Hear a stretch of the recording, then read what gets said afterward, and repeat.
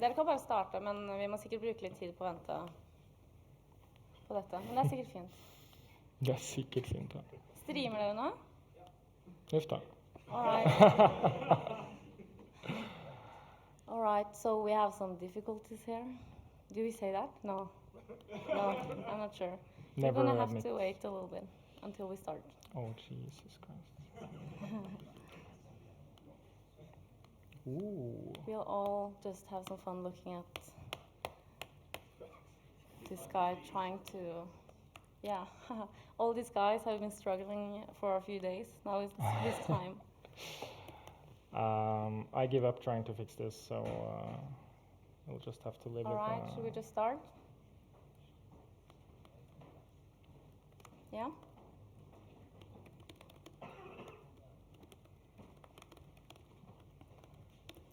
Yeah, so this is the agenda for today.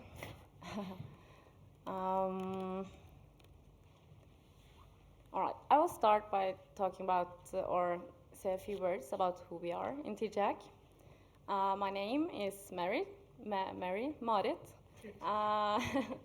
I'm the leader of TGAC, and yeah, I like Pwn, mobile reversing, and well, I want to get better at web exploitation, but I'm not so good now. This is Christian. He's the tech leader of TGAC. And also we have, well, the guys on the stream won't see these people. We have Bendik. He's doing the infrastructure, monitoring.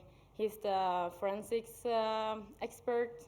He also likes some reverse engineering. We have Christer. He's maybe our hardware master, I would say. He do a lot of Michelin stuff. He's very good. Yeah, I don't know, what's his expertise? everything. Everything, yeah, that's a good word. We have Alexi. He's also good at basically everything. He's our he's the chief of the web category. He's also the most paid consultant that we have on the team. Yeah. Highest paid consultant. Yeah. And he's also the guy who forgot to delete the bash history. Yeah, we will talk about we'll talk about that later. Shame him publicly. And the solution script as well. We have Einar. He's the cryptography master. And we have Jonas and Nikolai. They are the website developers. You all love our website, I know. So this is thanks to them. We have Andreas. He's like the Michelinius dude. He's good at everything as well. Well, all of these guys are very good at everything. Did I forget anyone? I didn't, right? Yeah, I did. I feel like I forgot someone. No? All right. Let's just get started. We had a lot of votes for fortune cookie, which just means that I really failed on making that task. It was supposed to be a very easy and forward, what do you say? Like straightforward task. But it turns out that it's not so straightforward. So it says fortune cookie, and then it's kind of a hint. I don't want to say obvious because it's not obvious to beginners. So if you go into the web page, we have this awesome, just look at that CSS stuff. Oh, I'm so good in front end. So I have this really cool page. And if you check the cookies of the web page.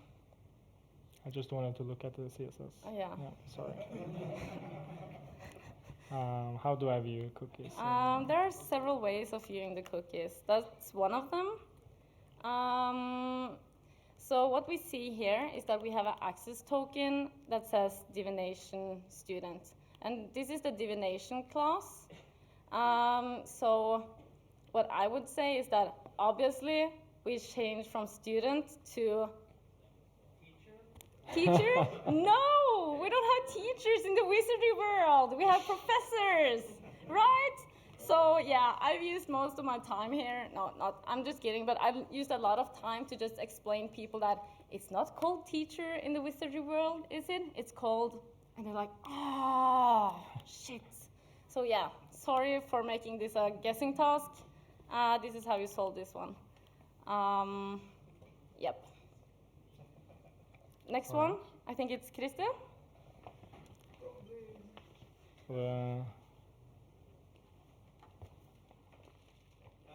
Just keep standing. Keep standing here and wait.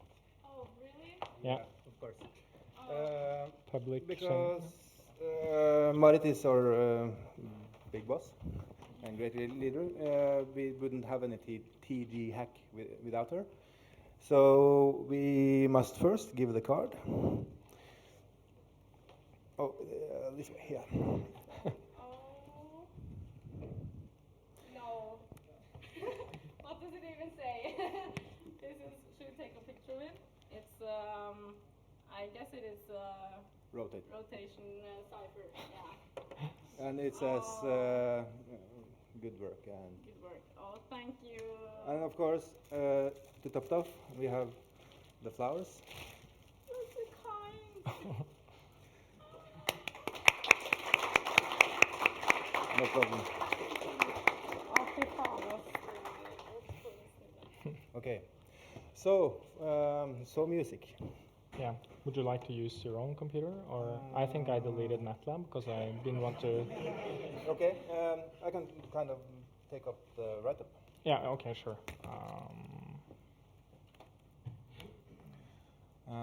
Because I have a HP computer without any normal connectors. By the way, if anyone wants to look at the write-ups while we're going through them, we have our repository is actually up already. So it's github.com, tghack, TG19 hack, and all the write-ups are here, so you can follow along if you have your computer with you. Yeah. Yeah, we can actually watch it here. What's this? Just disable this. The idea started by me wanting to make an RF task, and I borrowed a transmitter and wanted to make an ASK transmission. Oh my god! Sorry, I was just turning off the alerts. So trying to make a ASK amplitude.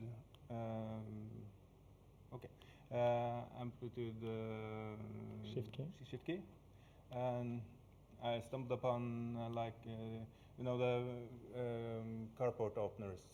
You can open a carport with a key and you can record that one and you can retransmit it. That's ASK. And in ASK there's a really simple way to pack data, and that's called OOK, or on-off keying. And how to make a good task with on-off keying. I thought of first sending something over AM and recording it and giving you guys the recording, and that was too hard, I think. I tried it with FM, that's too hard as well. So I just transmitted a signal over FM at 93.8 megahertz and got a call from NMCOM. Talked to them an hour and asked if it was okay to take it over here and transmit stuff at the gathering. They said yes, but you need to apply at least a year before.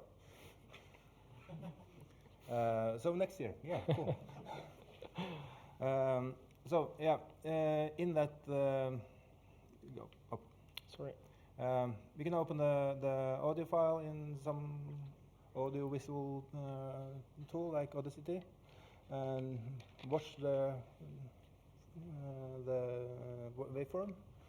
Nothing more exciting here, but if you zoom really close into it, we can see the modulated signal on top of the sound. So that's a way of doing in the first path, but we needed to have some more hints as well. So first of all, it's really hard to calculate the data rate transmitted. The transmitted data rate is really hard to do. So I put in the data rate as a hint, and I put out the preamble as a hint, but I rewrote it in a shorter form. So the shorter form is 7FFF03F C7. And if you take that to binary, you will get the full length preamble. A little more about the OOK signal. It's at 12 kilohertz. And we need to have the all positive signal. We need to remove all the noise and unwanted parts of the signal.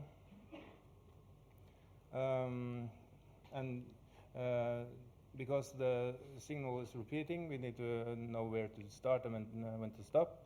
So we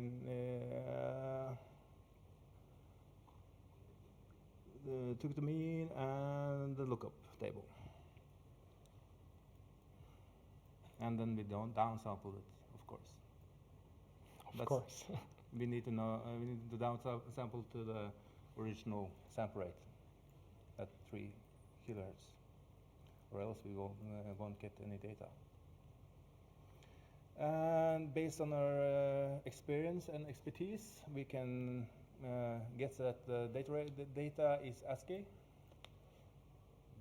and maybe look at the binary data as well. You can guess that the data is ASCII. Here's the side bands and the signal. No. Oh my God. Sorry. Ugh, there we go. So we filter the high frequency signal with a peak. Then I don't remember the amplification on the 12 kilohertz signal, but the Q factor is marginally high.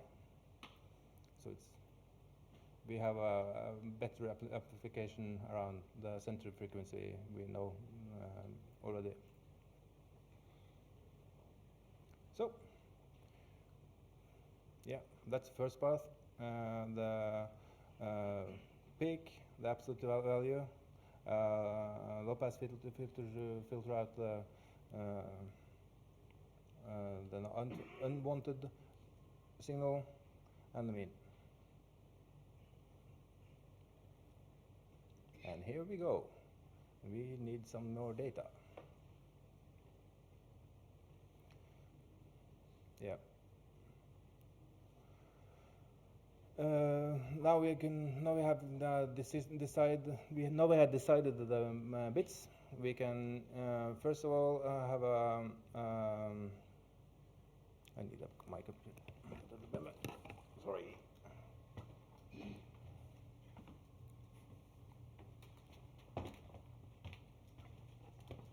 Just interrupt if you have any questions. Yeah.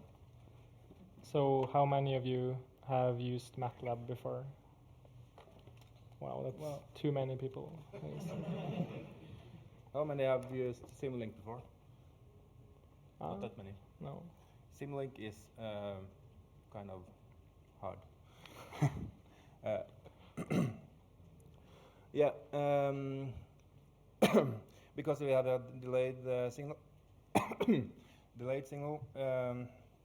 We need a zero order hold. That's this one. Sorry. almost got it. That's just to kind of stop the signal and sync it with the binary data. And the next part is unipolar, but we need because we have this thing, we get a bipolar values out. We don't want them. because we want only one number out, because we're going to decide what kind of where the frame starts and where the frame stops. That's a matched filter and a TID, timing error detection, and I used a timing error detection loop. It's normally controlled, so we have the error and the reset clocks letting out the corrected frames. And all of that is based on the preamble length and the preamble binary data. Understand it? Yep. And when we are done with that path, we also will get a bipolar. So we need to unify it to a unipolar again and remove the preamble and convert to ASCII. And then you'll get the nice little flag. You had to do some math to get this flag. I think a sum is an understatement for this task, but that's just my opinion. Any questions? Even after this, I would still not be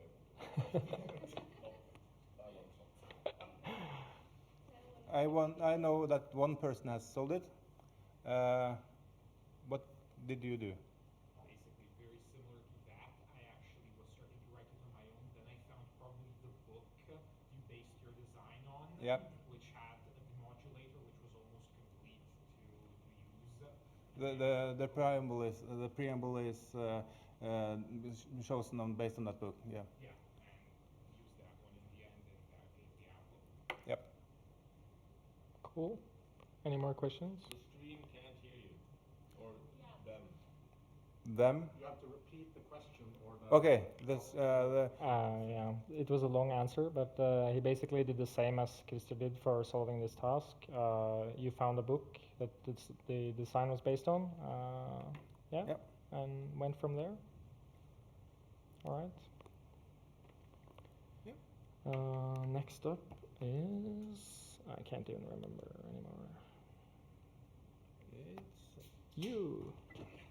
You are a winner. Would you like to use your own computer? Yeah. Yeah. Just unplug this. Bye-bye. I'll just...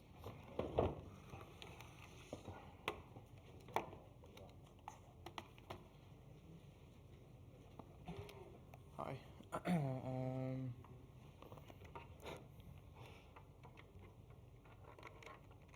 So while we're waiting for him to set up, here you go. Okay, so we're going through superb output and lull binary, which are forensics tasks. So we can start by asking how many of you solved superb output? Yeah, it's 1, 2, 3, 4, 5. Yeah. It's the. It was the DNS exfil. Yeah. All right. Can you hold this while Yeah, I'm sure. doing stuff? It's yeah.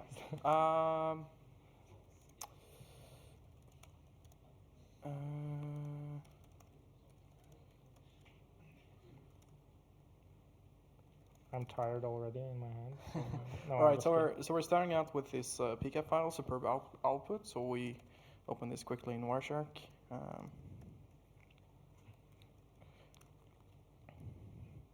And we see a lot of DNS requests and some weird TCP streams in between, but these long DNS requests are not normal. And actually the first DNS request, if we decode this, this part here, we should actually see that it's the PNG header if we decode it from hex, because this is just hex. And the rest of the TCP streams is just noise. So the task here is to extract all the DNS-A records that is sent between these two hosts, or from the host to the DNS server. The easiest way to do this is to script it using ScapeI, which is a really nice library for writing PCAP tools with Python.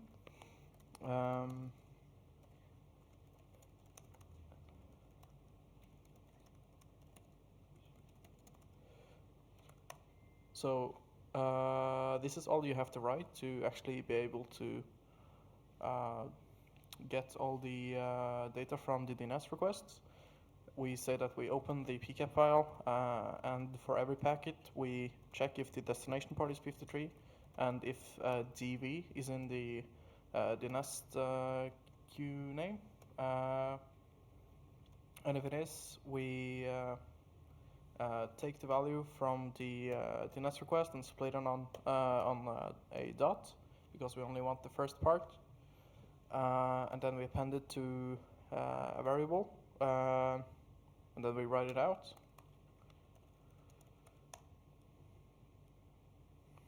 The PCAP is in here. Yeah, I need to copy the PCAP in, as it expects is in the same folder.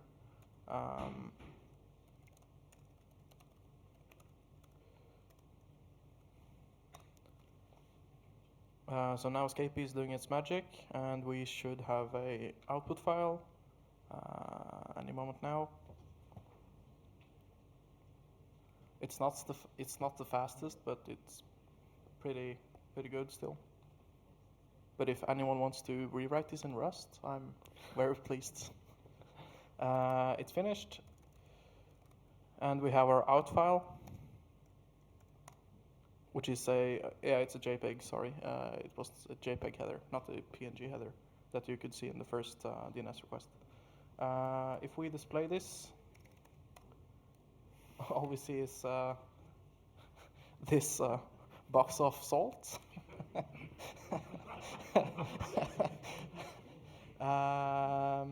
That was to try to troll you guys into doing some kind of stenography, but all you had to do is look at the metadata from the file with EXIF tool. And you can see here that the artist is a really weird name. If we try to decode this as soon as CyberChef loads, it's not base. Oh, yeah, it is base 64. I thought it was base 32, but yeah, the walls are covered with magical salt. So that's the first task. Are there any questions? You're also able. The misdirection worked. Yeah. Yeah, so the crowd is saying that the misdirection worked with the picture. Yeah. So the second task is called lol bin, I think.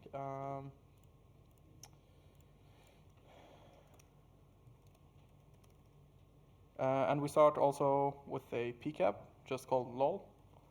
If we open this one, we see 8,000 packets, and in the task description, it said that some kind of binary file was transferred. So if I try to find a binary file in this stream using the Wireshark display filter,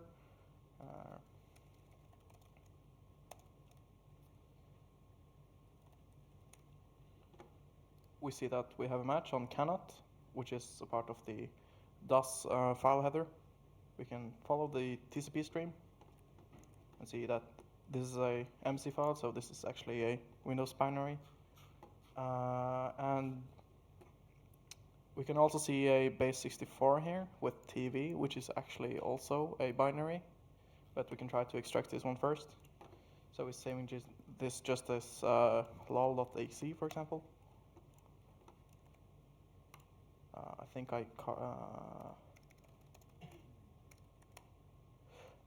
I carved that one wrong.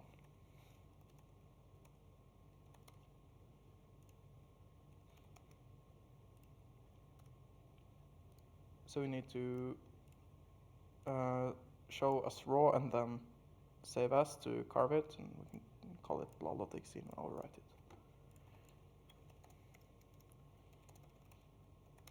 So now we have our P32 file. I can try to run this one, but all actually this binary does is waste your time and print lol, and then quit. Because as we saw in the stream, it actually contains a second layer of a P file. So we can open this one in Resource Hacker.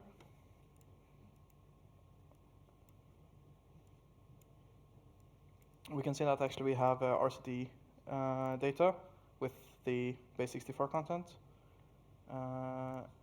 which we then can save.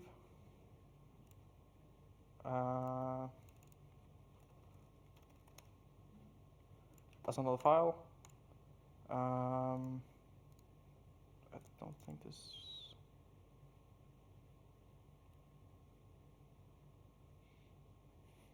No, I did that wrong.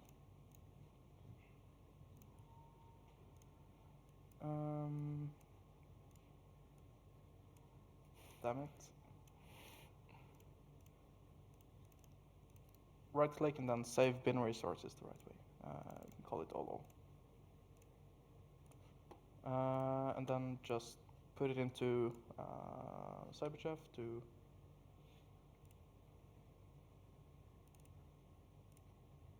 decrypt it. I don't know if everyone knows this, but you can actually input whole files into this and do magic stuff, which is really cool. And now we can download this output after we base64 decoded it as payload.exe.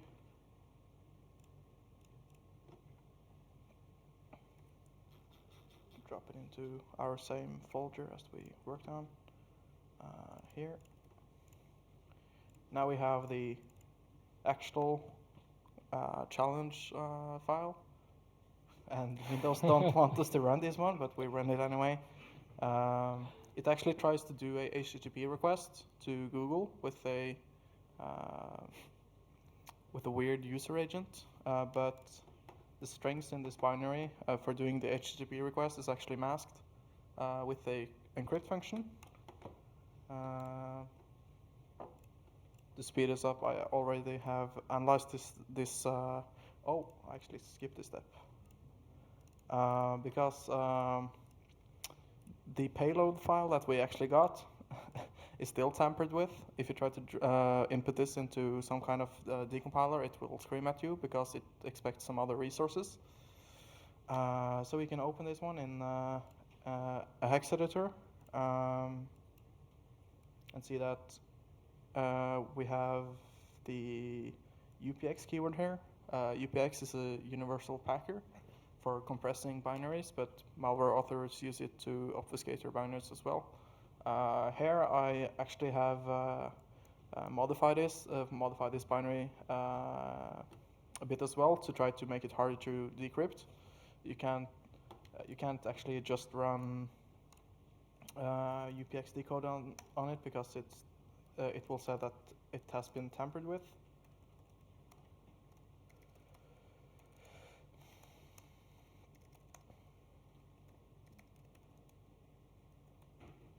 I think it's the so yeah, it says that it's modified, but if we know the UPX header, we know that it expects UPX 0 and then UPX 1, so we can replace this with UPX and this with UPX. Save it as, yeah, we just saved it. So if we try to run this again, now it actually will decompress, and now we have something better to work with. And now we can open it in a reverse engineering framework. Here I'm using Ghidra, which is the new reverse engineering framework released by the NSA, which is really cool. Here is the entry point at the binary, but we can quickly check up some weird strings like error sending HTTP requests.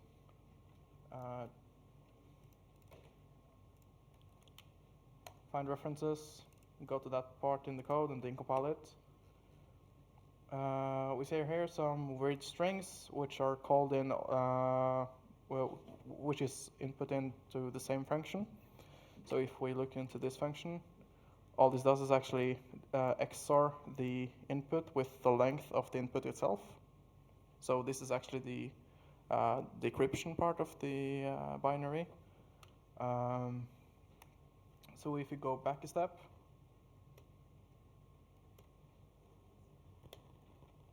here, we can actually try to decrypt all of these, and then we will get actually our HTTP request. But it's default configured to going to Google, which is not what we want.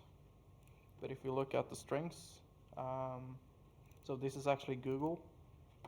I've written a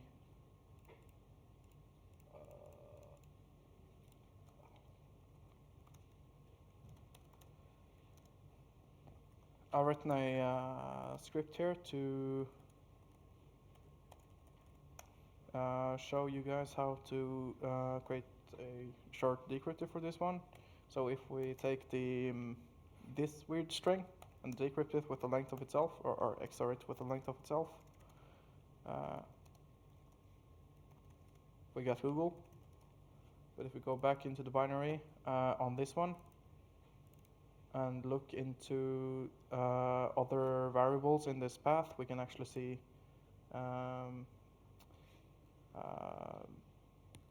for example, this one, which I have already input here.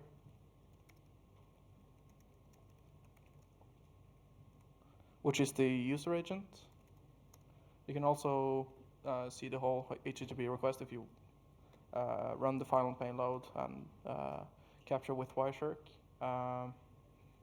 But there are also some other strings here that actually are not used at all, which is weird.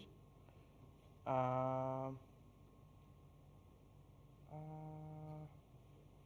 think it should be this one. Let me just check. It should be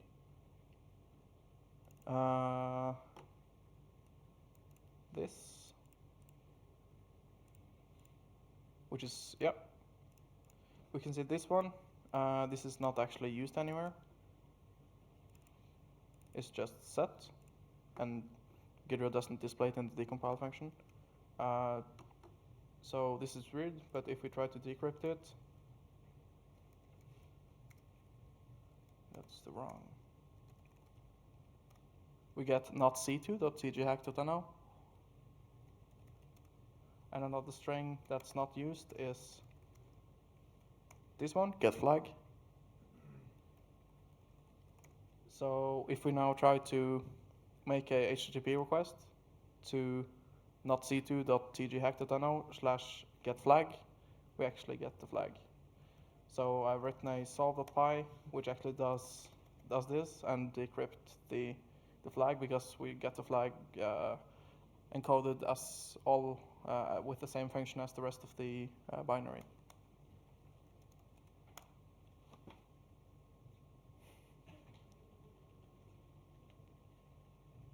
Hey. Nice. Any questions? Yeah. All right. Yeah, that's a hard task. Yeah. Sorry. Next up is SUP. It's you. According to my nice schedule. Vil du bruke din maskin? Vil du bruke den? Ja. Hvordan reagerer du til det? Jeg har sånn overgang. Svarte faen. Jeg må bare... Men i helvete. Andre veien. Sånn.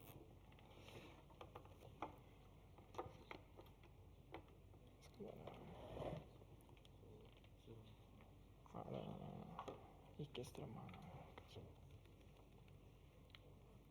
Vil du prøve å ta på den, eller skal jeg holde den? Du kan holde. Jeg er jævlig sliten i hånden. Det får gå. All right. So the tasks that SUP will be presenting are plastic, flagtastic, and counterplay. So let's start with the plastic flagtastic, or? Yeah.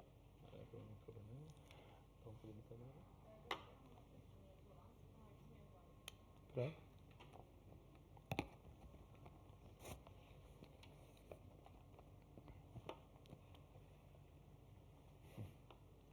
Prøve Arander, kanskje? Ok, jeg stopper inn sammen. Så slipper vi ikke så mye tid. Ja, kan bare... Da bare gå inn i repo, egentlig.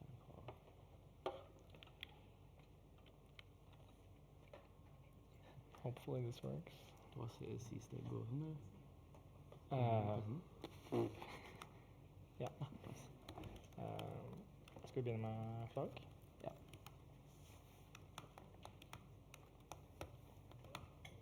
Vil du skrive? Du kan ikke gjøre det, det er ikke så mye jobb. Det er sånn, ok. Ja.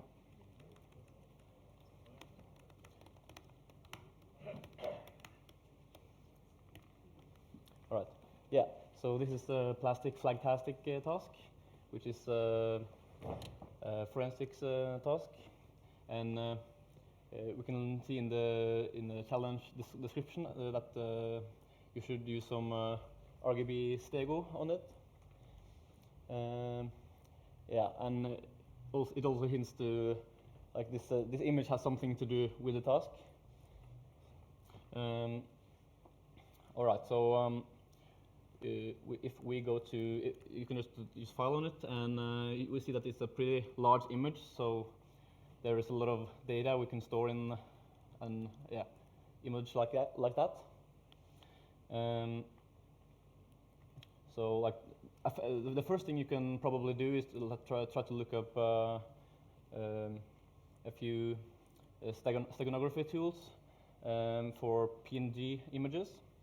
And we have, for example, cloaked pixel, LSB steg, or C-steg, which is a really nice nice program.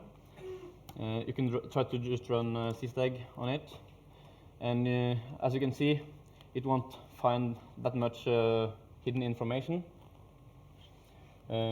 Usually, when you like hide something in an image, you use the least significant bytes for like every pixel to hide stuff, so that the image won't change that much after you have hidden something in it.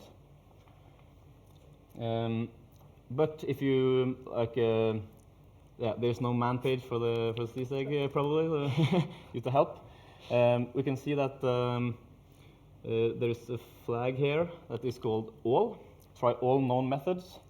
So that is the whole like trick to this this task. It is to use the all known methods, and you can just Control C it now. Oh, okay. Sorry, I thought it was done. Okay. All right. So now it found a few more suspicious strings, like this one, for example. Here you can see that it's a number, 297980, and a colon, and some weird, like probably base 64 encoded text.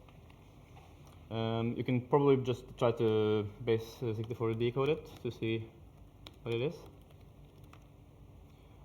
And there is a string in here.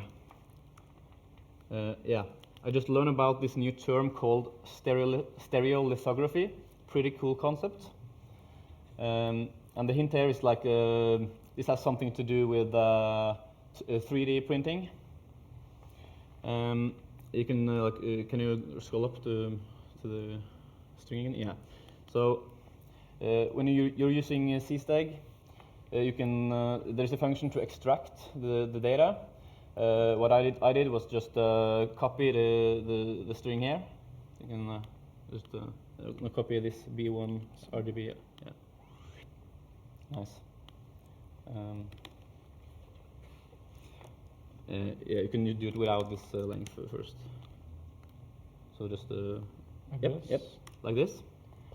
And now it will only try to show you this string.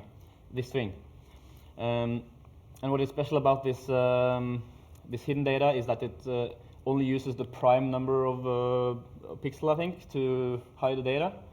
So that is why CSTAG didn't find it using like the regular methods. So now we can try to extract the data. We also have a flag called limit.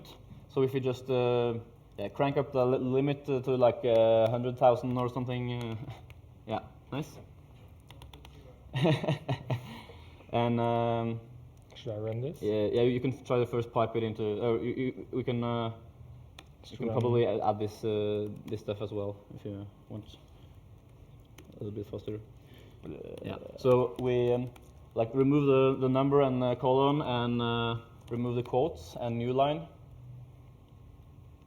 Okay. And put it into the base64 data.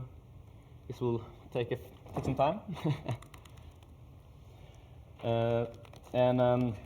If you take a look at tools to hide data in images, there is a few very known tools. If you use Google a bit, you can find that there's a tool called Stegano, which is a Python stego tool, it uses the exact same format for hiding stuff. It has the length of the content before the colon and the actual content after the colon. So we can actually check if we have gotten all our wait a minute. If we try to base64 decode the data, we can see that we get an error. Or not? Yeah, at the end, invalid input. So there is a bit of data that shouldn't be there at the end. You can also use the word count on it to check the length of it. We see that there are two characters more than the number we found earlier. So we have to remove it. So if you use truncate, or just go into it and remove the last two characters. Oh, only two characters? Yeah. You can see at the end there's two characters after the equal sign. Yeah. Yeah. And base64 usually ends in equal sign for padding. And if you use file on that lol file, you can see that it's only data. So that won't help us that much. But we have this clue that it has something to do with 3D printing. So if you look up what kind of files are often used for 3D printing, we can find that the STL file is very often used, and the STL file also have an 80-byte header that is usually ignored by the 3D printer softwares. So if we take a look at the text we found earlier, that text is exactly 80 bytes. So we know that this probably is an STL file, in newer versions of Windows, you can just double-click the file to open it in the 3D software program, and we can also go to a site like, for example, viewstl.com. You have to rename the file with an STL ending. Yeah. And just drop it in there.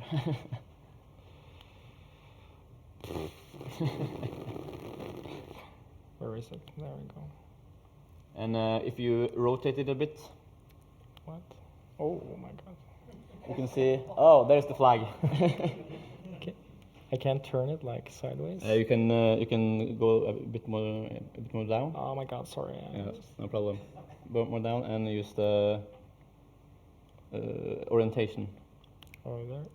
Sorry. Top maybe, I don't know. Yeah, there we go. No, that's the wrong. What the fuck? I'm zooming in and the picture is getting smaller. Okay, nice. there we go. All right. Nice. Okay, let's go to the other task. Yeah, it's You can probably show the task on our site. yeah, it's Misc here. and counterplay. Yeah, okay. So this is the counterplay task, and we have noticed that a mysterious message is being sent from a service. You can try to connect to it and check what it is. And we get some random ASCII text. And if we try to run it one more time, we can see that the text changes every time. So what can this thing be? I don't know. In the hint, we added a hint like a few hours into the competition, and there's a tip there about creating statistics using the service multiple times. You can go into our repo and maybe it's easier to just go to the right. Oh no. Yeah. Yeah.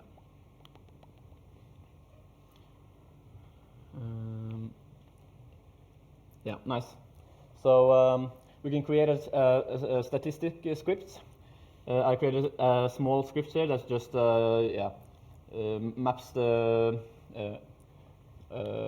for each position in the text we get. We analyze how like which characters gets placed on that exact positions, and I put all of those positions in a dictionary, and you can try to run it. You have to like change it to TG19. Oh, you need. Okay. Oh, sorry. Localhost and change it to tgcounter.tghack.no. Yeah. Yeah, and I think it runs about 300 times or something like that. It won't take that long, I think. But as you can see, it changes every time. And at the end, it will output each position and which characters it has found on that position.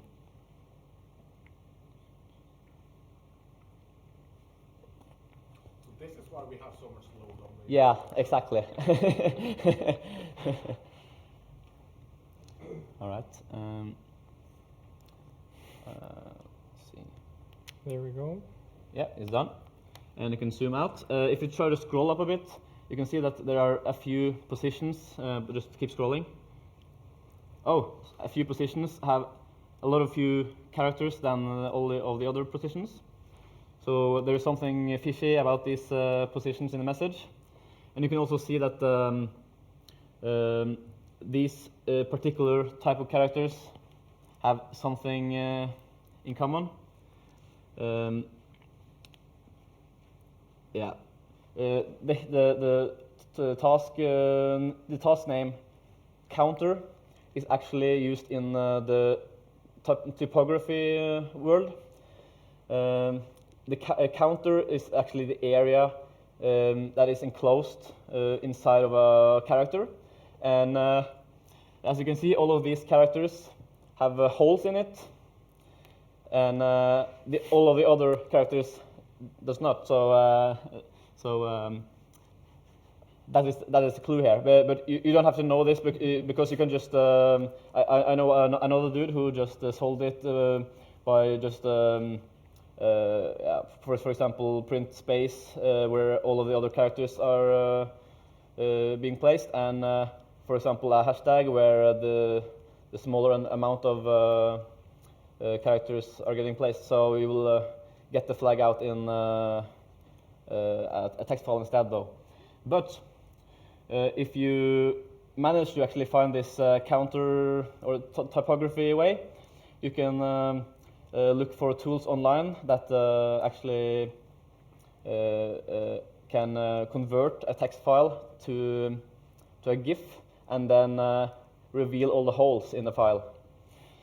So that is, yeah, I found a script from the IOCCC competition that look like this. it's a lovely, lovely script. It is called or it won the competition in a category of best tool to reveal holes. And if you try to compile it, and you can run it, you can input the flag.enc. Use the if you use I can show you. Yeah, pipe it in or redirect it in and redirect it out to a GIF file. And EOG little GIF. What? Yeah. E. Like this? Yeah. And full screen. And you can see the magic happen.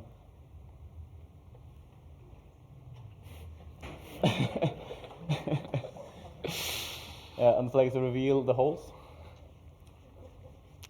That's so mean. Yeah. Oh my god. All right. Any questions? Yeah. What was the flag.enc? What was in that? Oh, it was just. Yeah. Okay. Sorry. What was in the flag.enc? It was just one of the messages the server has had sent. So yeah, you could have used any message, because what happens there is that every time you ask the server for something, it just uses the one character set for a few positions randomly, and the character set with holes in it on the actual positions where the flag is located. So that is why it's kind of hard to actually understand what the heck this is. So yeah. Oh my god. All right. No more questions. Cool. All right. Next up, Crypto Man.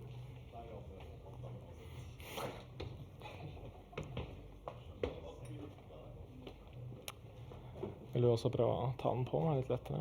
Slipper jeg miste armen. Vil du bruke hva slags? Ja, har du det? Bra. Hallo? Stå på den. Hvordan har du den? Ja, tror jeg er sikker på. Da kan jeg forberede meg mens...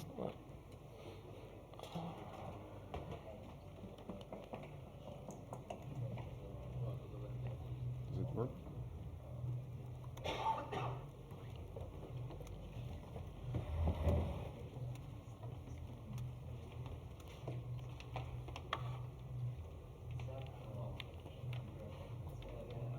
Må kanskje bruke den. Mhm. Er den fucked? Sjekk på output. Altså, denne er ekte. Ja, så bare dra det. Den er så balla, den der, altså. Bare abort og begynne på nytt, kanskje. Ja, begynne med... Ah, there we go. Nice. Skal jeg prøve å komme? Okay, so the first one for crypto is the exclusive magic club. So this was one of the noob tasks, so we probably messed up the tutorial a bit, because it was supposed to be easy. As the name says, this is exclusive, so exclusive OR, XOR. You get some text here, so this is just bit values. And you get the text mother knows best, because we all know she does. We can just put it into Cyberchef. Since we can just take the XOR and input mother knows best as UTF-8, and that doesn't work, as many of you probably saw. And because this is binary data. So CyberChef wants us to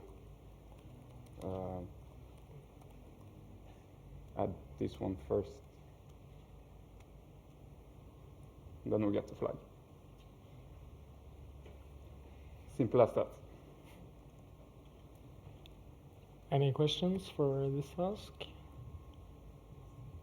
No? All right.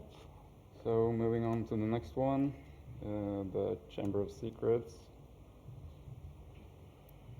Here we get some numbers, funny numbers, and some text here. We also get this Python code. So the task wasn't to crack blowfish, so I hope no one tried to do that. We have to do something with this. So I'll just find the write-up.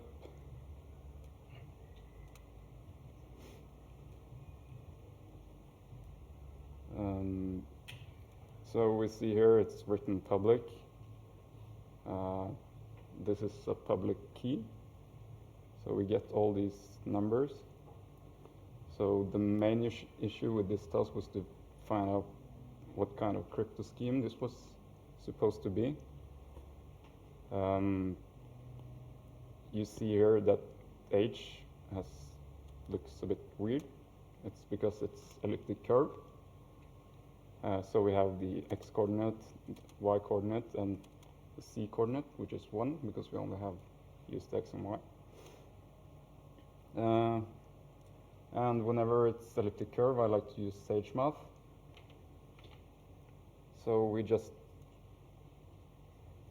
put all the parameters in here. But how can we crack this? We need to find the correct scheme. I think a lot of you try to use elliptic curve Diffie-Hellman, which is close, but this is actually elliptic curve El-Gamal. So I thought the H would be a bigger clue than it was, because if you look up here, you see that the H is used here in this description. There's no good description of El-Gamal elliptic curve on Wikipedia, and if you try to find some papers, there's a lot of information that doesn't fit really. So the easiest way to do the elliptic curve version of El-Gamal is just looking at, for instance, elliptic curve Diffie-Hellman compared to the normal Diffie-Hellman, and then do the translation yourself.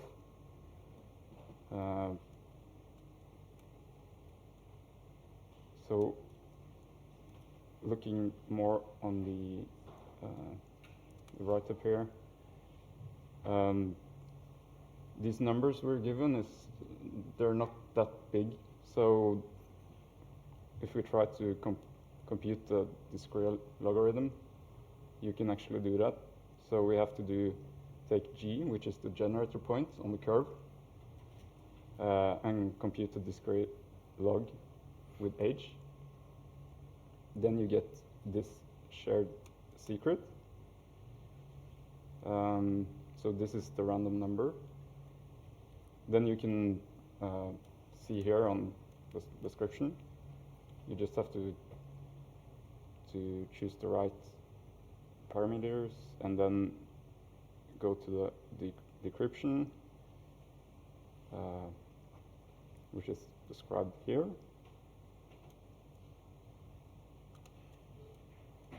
And simply do it here. You get the message, the encrypted message.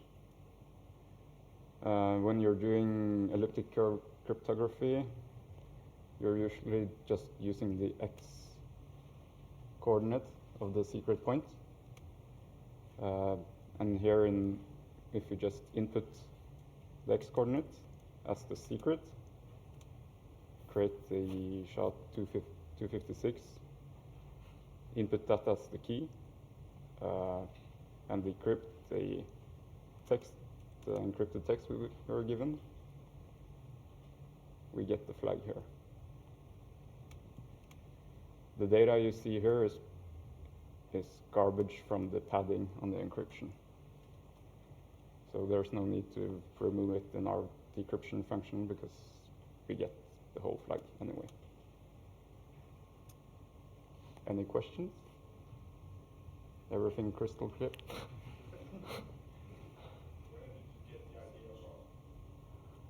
I've been doing, the question is, where did I get the idea? So the last few years I've done elliptic curve, at least one elliptic curve task. So I'm just going through all the normal the normal crypto schemes and doing elliptic curve version of them, basically. So I'm running out of ideas now, but we'll see. We'll see it in next year if we can find something else. How many teams here actually solved the challenge? It's just one team? Yeah, all right. Yeah, I think this had pretty few solves overall, actually. Yeah. Okay. Next one is... I think so.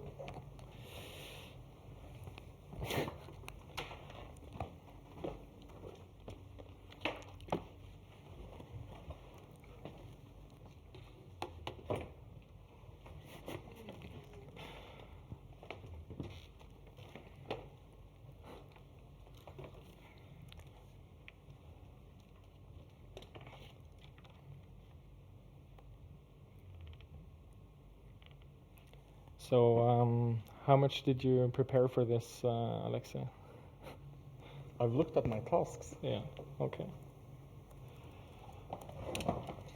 Oh, I forgot to bring my mouse, so it's gonna be horrible. Start yeah. with the wizard's chat, maybe? Is that, Yeah, so we were discussing how to make more web tasks since we were severely lacking in the web task department. So I think it was Christian who hinted at template injection, and I thought that that sounded really, really cool. So I decided to make a template injection task, but throw in some red herrings to make it more difficult. Because, you know, people run automated tools and they do other stupid stuff, and we want to make it difficult for those people. So when you open this, the first thing that happens is you get a username prompt, and you're told to log in, and it warns you that muggles have no access. So if you just try to log in, you get the message that you don't have any magic, so you have nothing here to do. And that's just a hidden form parameter that is super simple to bypass. You can just inspect element and set the hidden form value to 1 instead of 0, and then you're in. And it's a very, very basic chat, so you can write messages and send them, and they appear. And it gets wiped periodically. And it was not supposed to stress the infrastructure, but it turns out that when people run automated tools, I don't clear the database fast enough. So they made specific scripts for my tasks to restart them every 5 minutes or so, because they kept like running out of memory and returning 500 server error. So yeah. A lot of people thought that this was an SQL injection attack of some kind, or that you had to do template injection on the message, because that's the obvious field. But it turns out that the username is set in a cookie, and the username is vulnerable to template injection. And this app uses Flask as its backend and uses Jinja 2 templates. So I've just made some super simple HTTP requests with Burp Suite. So I'm not sure if you can zoom in, but hopefully it's readable. but you basically just give a template string as the username, and then you can use Python syntax to denote an empty list, and then use the dot underscore underscore class, dot underscore underscore base, and subclasses to get all the classes that are known inside the sandbox of the Jinja 2 template engine. Because it does sandbox, so you can't just like call random Python functions from within the sandbox, at least not very easily. So if you just get all the classes that we have available and print them out, we get a very nice list, like the one on the right side here. And there are probably many, many ways to attack this task, but the entry point that we used was popen, which I believe is number 181. Yeah, so we have subprocess.popen, which will allow us to run arbitrary commands inside the container that runs the task. So if we set our username to something that runs a command, say ls, then we need some way to get the data out. And normally in Python, you would use the check output function of the subprocess module, but I didn't find any way to actually call that. So we're exfiltrating the data using curl instead. Do you have a way to? Yeah, you can use .communicate. It requires you to pass the STL flag to the open, but what it wants is a subprocess.type, but that is just a constant for -1. Mm. So if you give it the parameter stdout equals -1, then you can use .communicate and you get the result. Yeah, so you can give -1 as the pipe to popen. Was that correct? And then use communicate to also get the data out, which is probably a lot easier than doing exfiltration using curl, because we spent far too much time on making this work, because I don't work with this on a daily basis, so this is the only time I work with hacking stuff. And it's been a couple of years since I was here last time, so I'm really rusty. But anyways, if we set up a netcat to listen on port 1, 2, 3, 4, and then use curl to exfiltrate, we should get the directory listing. And obviously there are some line breaks missing here, but we can see that there's probably a file that's called flag.txt. So we can then just simply make a request that exfiltrates the flag.txt file. Hold on. I've copy-pasted this from the write-up and haven't changed the IP addresses. So if we kill netcat, start it up again, and then run this, we get the flag, which is TG19, templates make a better chat. So that's a super simple way to do this task. Does anyone have any questions for a template injection task? No? I think many people solved it, but I got a load of questions on Discord, and I think there were quite a lot of people who were running automated tools against it. So Yeah. Christian had a super fun time IP banning everyone. Yeah, that was fun. So the next task is the Great Bank Heist. Yes, or the digitalization project, you can decide. Yeah, I'll do the bank heist. That's the one Yeah. I'm most comfortable with. Save the best for last. Yeah, I can't show you the task, but I can open the README probably. Yeah. Oh, look. There's everything. Yeah, so it says that Gringotts Bank has a severely outdated mainframe system that they're running using virtualization, and asks you to reveal its secrets. And I made this task because I read an article on lvn.net about the KVM API in Linux, and I thought that sounded super cool. So I wanted to make a task based on it. So what you as contestants get is a binary that's called KVM that runs KVM and uses KVM to run another binary that we've called elfbank, which is actually the 16-bit code that runs in real mode emulated. So it uses the native emulation that Intel processors and AMD processors have had for a while to basically make it possible to run old code. And since this task is kind of a bitch to solve, I'm just going to jump to the write-up because I don't think I can do this live actually. I spent a long time on creating the task, and then I spent an even longer time trying to solve it myself, and I had all the tools available. And if you're wondering what tools exist to debug KVM, there are none. So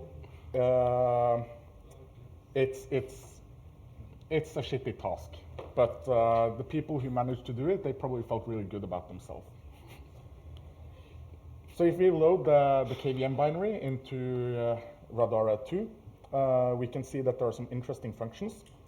For debugging, there's a trigger single step function that's not called in the binary, but I used it for debugging, and I thought it would be nice to like leave some hints as to how you can debug KVM applications.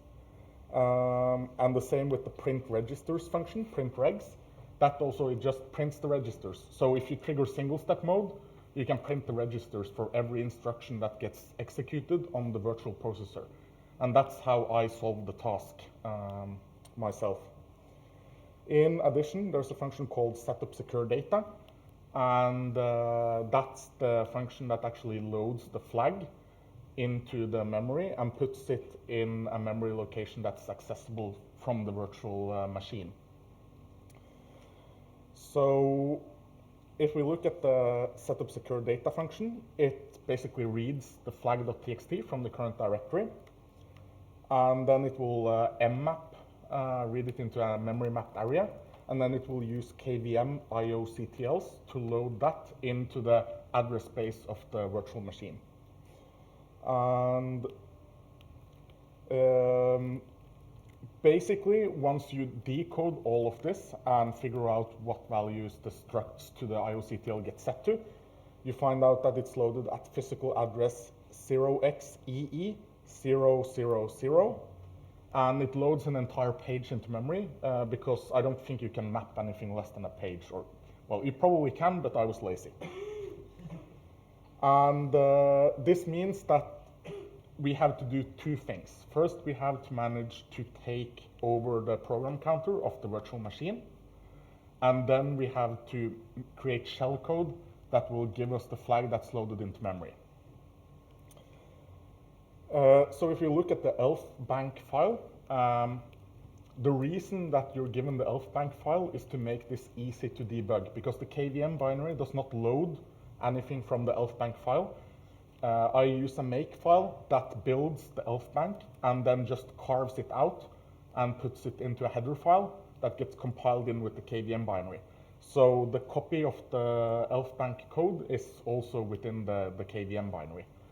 But with the elfbank file, you can get symbols, which makes debugging and exploiting this a lot more approachable. And at first, I was going to write this using handcrafted assembly, but then it got really tedious. So I switched over to using a C compiler, and I'm using GCC, and it compiles, it cheats. It creates 16-bit code, but it uses 32-bit registers. So this is why you see all the 0x66 prefixes, because it turns out that modern processors, even though they run in 16-bit mode, they support accessing 32-bit registers, but you just have to prefix the instructions. So if anyone was confused by that, you can blame the GNU compiler collection, because they don't actually support creating real 16-bit code. And I experimented with using a lot of other compilers, but it turns out that 16-bit compilers are not that popular anymore. So it's difficult to find something that works well. There's a read line function that's vulnerable to a buffer overflow because it will use I/O port instructions to read, and reading from an I/O port triggers KVM, and that's how this communicates with the outside world. So whenever it wants to read a byte, KVM will intercept the I/O port instruction, and then it will call my KVM binary, and I will read a character from the standard input and give it back to the virtual machine. So the easiest place, in my opinion, to exploit this is with the account balance function, because it calls read line and it returns. In the main loop, you never return because it's an infinite loop. So it's probably more difficult to exploit. Yeah, so that's the short explanation. You can take a look at how the program runs. So when you use Netcat or any other tool for connecting to it, you get this shell, and you can type help to get a list of commands. And then you have the status command, which is it just prints everything is okay, because everything is always okay. Then you have the balance function that reads an account number, and the only account number that gives you any balance is the account number leet, and that tells you the balance is leet. So there's no functionality here, it's just a shell for you to be able to exploit. So we're going to run the balance command, and then we're going to input a lot of data to overflow the buffer, and we're going to run our own shell code so that we can get the flag. There are many different ways to approach writing shell code. What I decided on doing was, since the flag is loaded into a memory location that's higher than the normal 64K of memory that are accessible, we have to play around with the segment registers of the x86 architecture. So the shell code just zeroes out the AX register, then it puts 0xEE into the high part of the AX register, because in x86 you can access registers in 16-bit increments, at least when you're in 16 or 32-bit mode. No, in 8-bit increments, sorry. So AH is the topmost 8 bits of AX, which is the bottom 32 most bits of 16 bits. EAX. Yeah, 16 bottommost bits of EAX. So the x86 architecture is yeah, I don't like it. But we move that, and then we move that to the data segment register. And what that does is that every time we access data using a move instruction after that, the processor will automatically add 0xEE shifted to the left by 4 bits to the address. And that means that we can pass the value 0 as an argument to the print function and be able to print whatever is at the memory location 0xEE 000.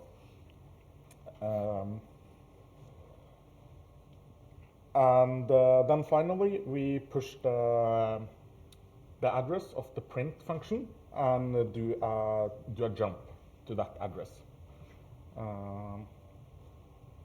So I'm really proud of this shell code. I think it's a fun way to solve it, and unfortunately, it's not that easy to compile and get working. But I've created some scripts that will be in the repository. So basically, I use the code 16 GCC flag for the assembler, so that it will understand that we want to output 16-bit code. Then I have the shell code, And then when linking this, you need a linker script that tells it how stuff is set up. And then I have this horrible command to carve out the shellcode. And then we can basically just send it to the service and hopefully get out the flag.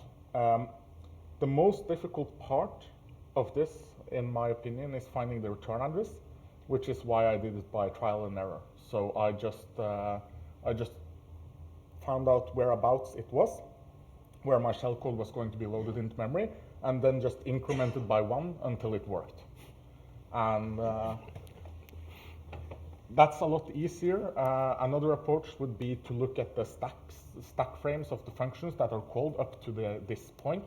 Since it's very deterministic, you can simply calculate where the buffer should be on the stack. So we can try running this.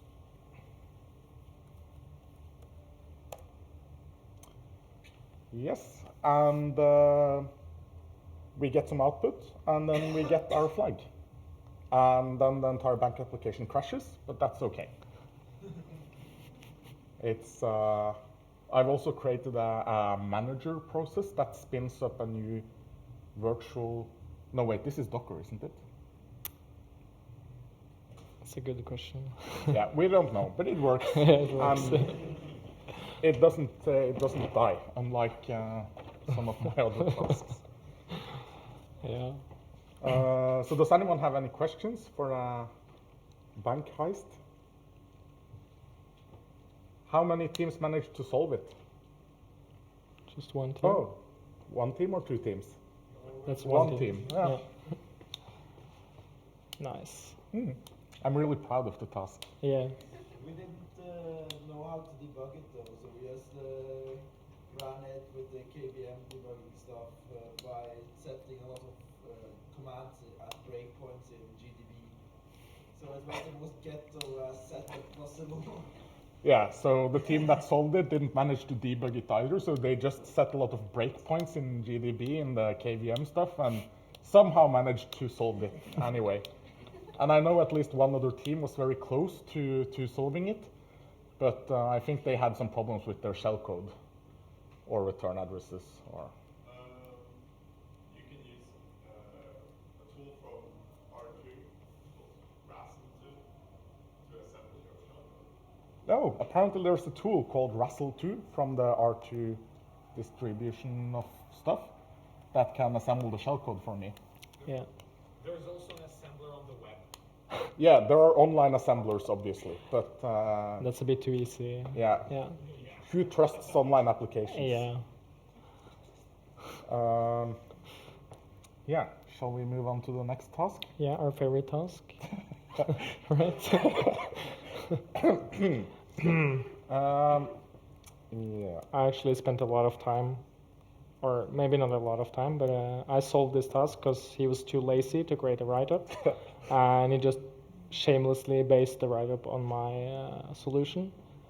And as we noticed, 5 seconds after releasing this challenge, someone messaged us and said, "There's an unintended solution. Thanks for the 200 points." Do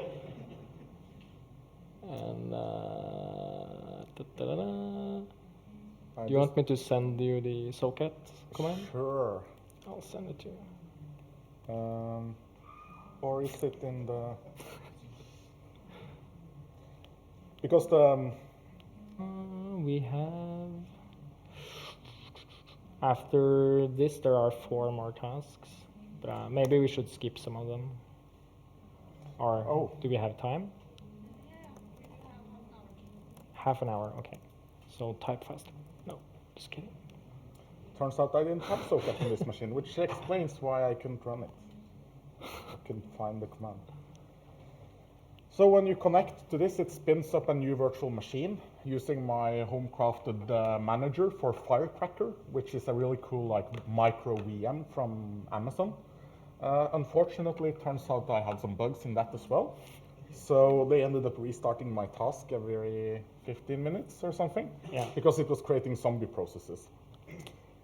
So this was supposed to be a really interesting task where you had to exploit the kernel module, but unfortunately, if you run history, you get some very interesting strings.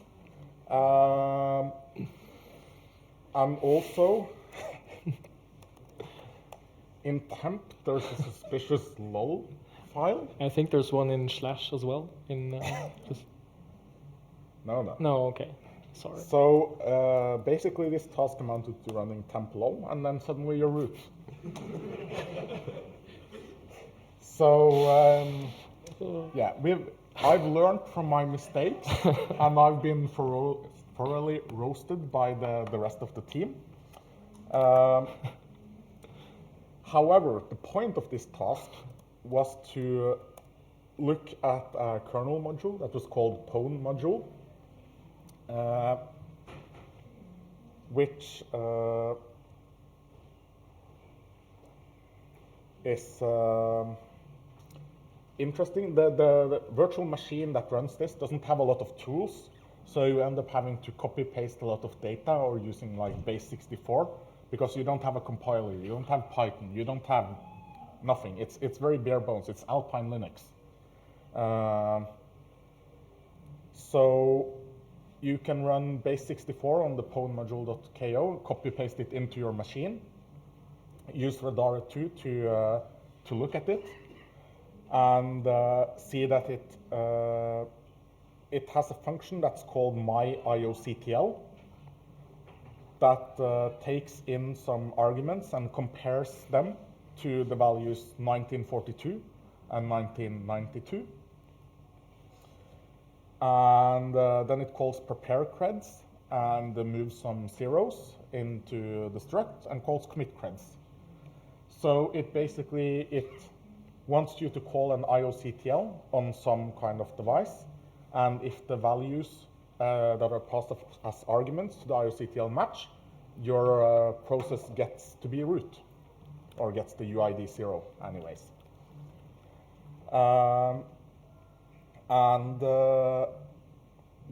Basically, you can find that it creates a device in proc that's called myBackdoor, which is kind of revealing. As Pius mentioned, he wrote some really nice code that will do the IOCTL on this device and get you a shell. And the reason that this is written in assembly is that Alpine Linux doesn't ship with glibc. So if you compile something on your machine and copy it over, then it's not gonna run.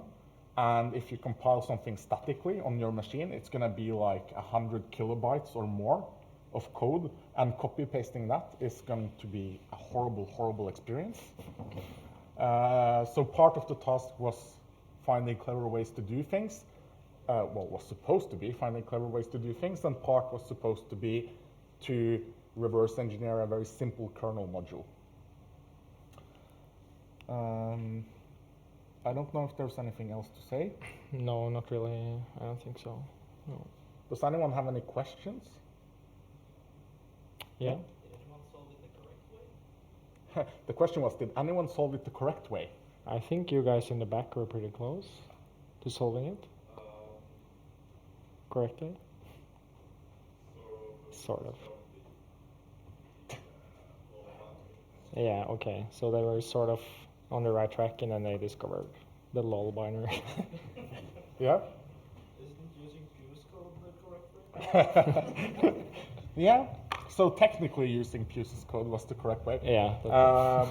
Part of the story is that I also made a second horrible mistake with this task, and that was that the root file system was writable. So the first team that found the history file and found the binary in temp deleted them. Shame. Shame. Because they thought that another team had accidentally left those things, but it turns out it was part of our base image.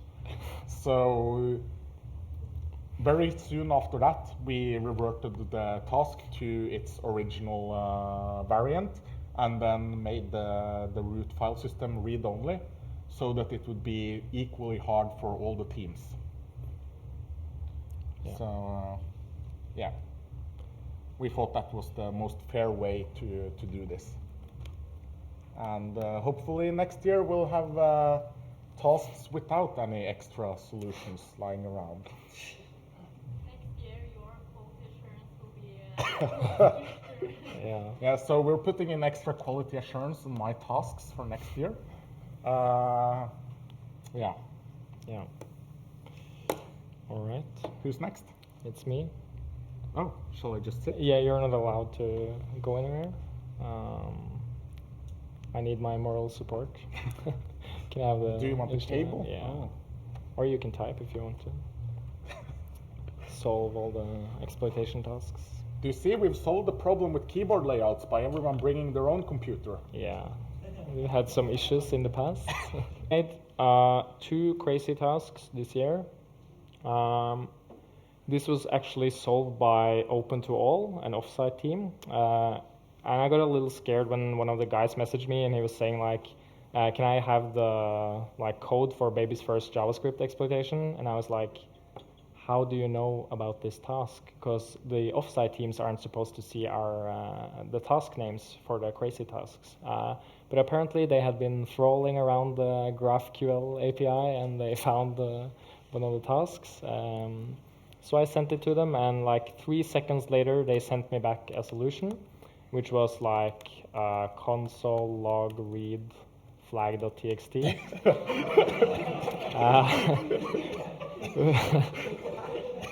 And this was while I was eating dinner, so I was basically eating my own tears for dinner. This was terrible. So yeah, fortunately I managed to fix it, and they solved it the appropriate way after that. But none of the on-site teams solved it. So yeah, I'll try to go through it. And you patched it quite quickly as well. Yeah. Right after dinner. Yeah, I guess so. Yeah, I was crying and patching for a while, and it worked out. Okay, so let's just try their solution first. So basically you connect to a service, and it says, send me some JS, stop with EOF. And you see that it executes a file. It says executing JavaScript. And then there's after I fixed the bug, there's an undefined reference error because you can't use read anymore.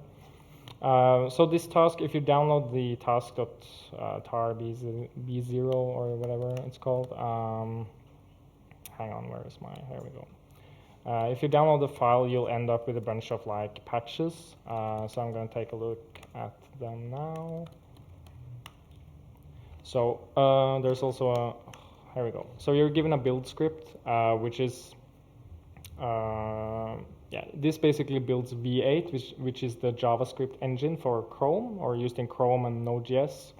And the whole goal of V8 is to create a fast JavaScript compiler or runtime or whatever you want to call it. So what this code does, it uses a bunch of Google tools to fetch V8, the source code, and it checks out a specific commit, and it applies 2 patches and then builds the code. So the most interesting patch is this one. It's called madperformance.patch. One guy actually messaged me and he was super confused, and he said, I thought this was a real optimization. And I can tell you it's definitely not a real optimization. Well, it probably runs faster. Yeah, it runs faster actually. Yeah? I haven't done the performance metrics, but some speed up will probably result from this. Basically, I won't go into too much detail because explaining how V8 works it takes a lot of time. But basically, at some point in the compilation of JavaScript, if you run a function enough times in V8, it gets optimized, or it gets marked as hot, and it gets optimized. And one of the ways to increase performance in JavaScript is that JavaScript functions tend to be called with similar or the same parameters over and over again. So V8 can do some assumptions. For example, that if you have a function that accesses an array, for example, a local array, and every time you call the function, the index is in bounds. It's not invalid. It's always like 0 or something. And if you run that like 1,000 times or something, V8 will say, oh, okay, so you're always calling this function with an in-bounds index. And it optimizes that into like super fast assembly. However, if you suddenly access index 1 million, the code does something called a bailout. So the generated assembly will check, is it still in bounds, the parameter? And if it's not, it will bail out and de-optimize the function. And this code, basically, this mad performance patch just completely removes the optimization. So this function says that whenever like a function is optimized, and you can see here that this is if you have like if the de-optimized reason is k out of bounds.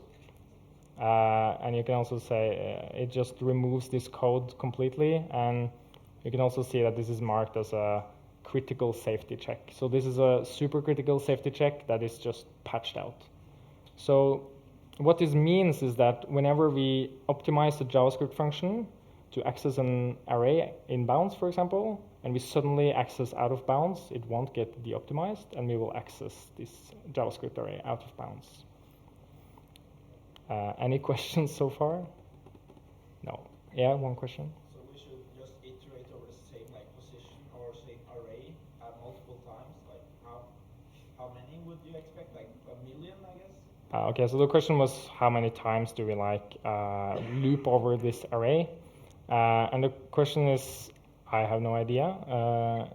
It's about, I think for my solution it's 100,000 times. I think you can do it with 1,000 as well. I can't remember the exact number, but if you do it enough times, it will eventually mark it as hot and optimize the function. Okay, so in the write-up, I stole basically everything from a super nice blog post by Jay Bosamia or something. I can't pronounce his name. It's from a challenge from a previous CTF called 35C3 CTF, and their challenge was called Crowdflare. And it was basically your task was to exploit an NDAY, which is a previously disclosed vulnerability, and you only had like the Chromium bug tracker to go on. So you know where the bug was, and you could probably find a patch fixing it, but there was no other information given, so you had to like exploit a real bug. While for our task, the solution actually ended up being similar, which I didn't think would be possible, but I could basically just steal his code and use that for the challenge. That was pretty nice. Yeah. So anyways, let's look at the code. Yeah, so in his code he uses, hang on, I'll blah, blah, blah, blah. Okay, so he uses a bunch of, in his solution he uses big int, which I think he took from another Google CTF or something. So I'll just skip over this. This is just helper functions. Okay, so here is a terrible piece of code. We have a function called foobar that takes an index as a parameter, and you have a loop calling this function 100,000 times with the index 0. And what this function basically does is it accesses this array at the index times 16, and it turns that or sets that value into 1024 times 1024. So it seems like a pretty safe and innocent function. However, if we optimize this function a lot of times by running it a lot of times, and then suddenly down here accesses it at index 1, this will turn into a 16, and usually this would de-optimize the function because this array here at A is only 5 elements large, and when we access index 16, it actually ends up overwriting the length of this array here, which is B. The reason for this is basically how these arrays are laid out in memory in V8. They are laid out after each other because we're creating them right after each other. So yeah, we can control the V8 heap pretty well by creating arrays after each other. So all the metadata for these arrays are like located right after each other. All right, so what we're doing is we're optimizing the function. We're basically, this should trigger the optimization, but we're accessing out of bounds, corrupting the size of what we'll call OOB buffer, which is out of bounds buffer. So this size after running should be 1024 times 1024, while the original size was 1, 2, 3, 4, 5. Yeah. So the next step is turning this. What we've now done is we've corrupted an array which with a really large size, which makes it possible to access memory way outside of the bounds of the array. And what we can do now is basically we want to turn this into what is known as an arbitrary read and arbitrary write primitive. These are like exploit development building blocks where we can read arbitrary memory and write to arbitrary memory, arbitrary values. So what we're doing here is basically we're doing a trick here to leak the what's called the backing store address of this array. This allows us to know, like, if you want to read arbitrary memory, we need to know where the array starts to like figure out what index from this address should we actually access. So after we leak this one, it's pretty simple arbitrary read function, and it's basically the same for arbitrary write here. We're just using these corrupted arrays to like access memory in a really unintended way, basically. Yeah, so most of this code is like just checking that these primitives work perfectly. Another primitive, by the way, that we usually want when doing JavaScript exploitation is something called an address of primitive, which allows us to leak the address of an object. This allows us to like further, for example, yeah, you'll see later, but it allows you, for example, to corrupt another array or corrupt another data structure later on. Okay, so the last step actually, when we've gotten a arbitrary read-write primitive, is how do we execute code in the context of the JavaScript engine. Unfortunately, or fortunately, I should say, V8 just kind of recently, I guess, they decided to mark their JIT code pages, which is where all the JavaScript code gets compiled. JIT stands for just in time, by the way, so the code is like compiled just in time as you need it. And these pages used to be marked as read, write, execute, so you could write code basically there and then execute it later. However, they decided that was a really bad idea, so now it's either readable, executable, or writable and readable. So not executable and writable at the same time. However, we can just use WebAssembly instead, and for some reason that is readable, writable, and executable. So we can just dump our code into a WebAssembly region and then just execute it afterwards with there's no issue there.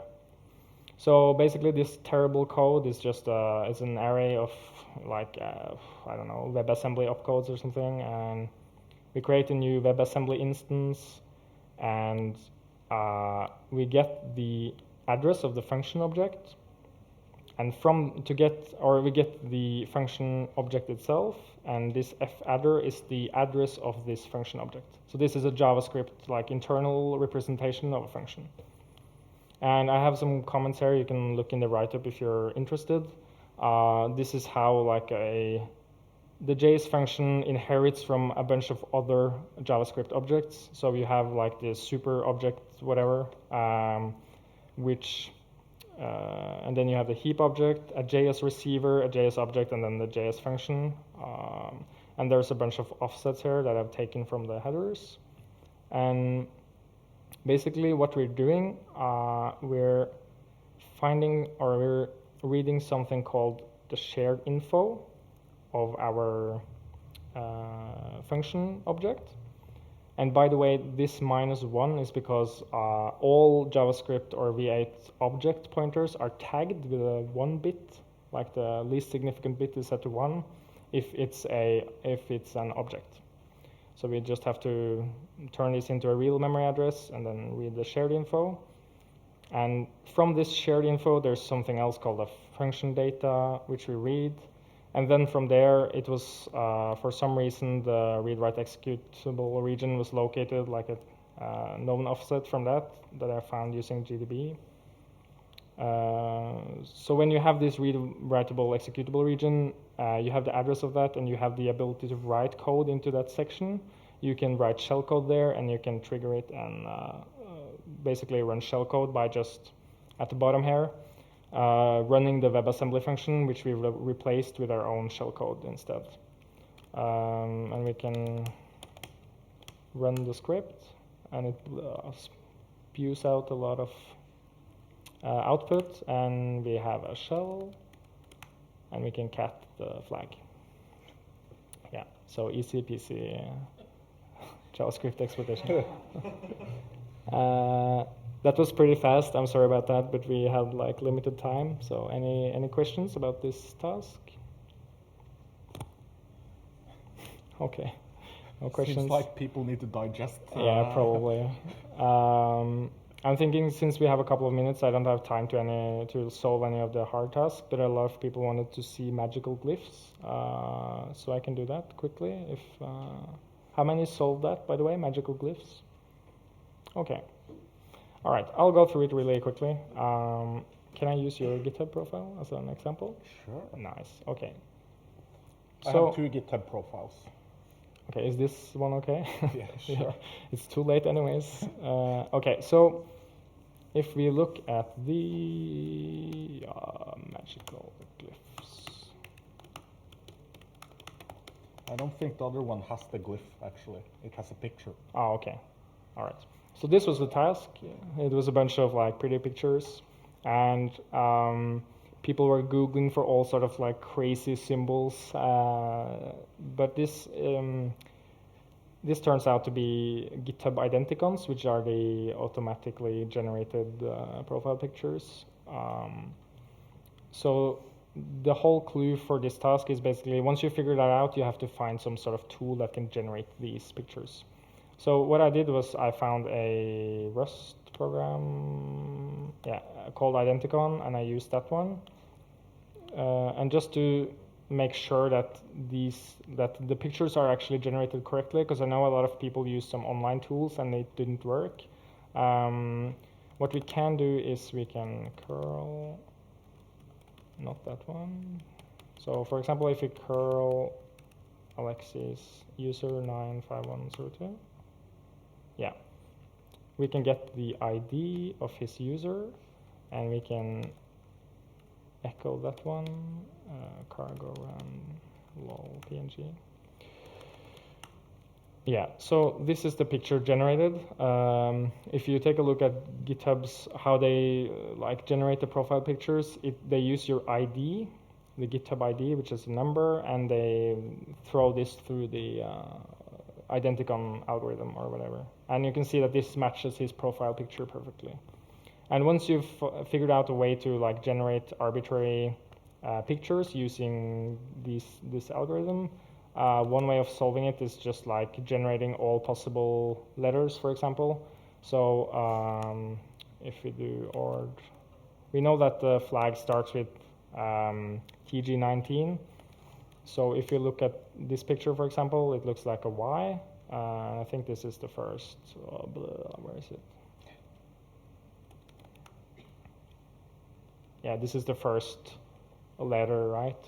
So if you just generate the whole alphabet, and you can just look at all these different or match up the letters with the pictures here.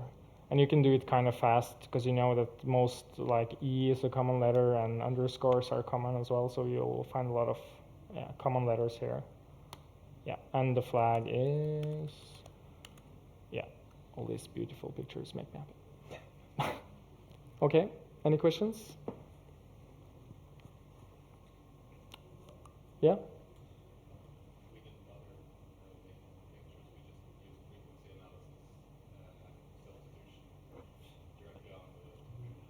Nice. Okay, so one of the teams that solved the challenge, actually, the only thing they did was using frequency analysis. Yeah. And some guesswork, yeah. All right, I guess that's a good way of doing it as well, because it's like all these words are common and there's no like lead speak or anything, so it's like natural speech or text or whatever, so that should work out pretty good as well, yeah. All right, any other questions before we leave? All right, thank. Kan vi si just bare si da at vi skal holde oss i natta, at det er helt Første. januar 2020, så folk kan prøve seg. Prøve å løse write-ups og sånt. Hva skal de ikke få? Okay, yeah, so we'll keep the tasks open until the 1st of January 2020. So it will be up for a long time. So you should be able to go through and solve all the tasks if you want to. We also have all the write-ups here on our repository. No, this is wrong. No, it's not. Okay. So we have all the write-ups should be up, and we encourage you as well to issue pull requests and to get your write-ups into the repository as well. And feel free to message us on Discord if you are wondering about something. Yeah. All right, that's good. Okay, that's it. Thank you.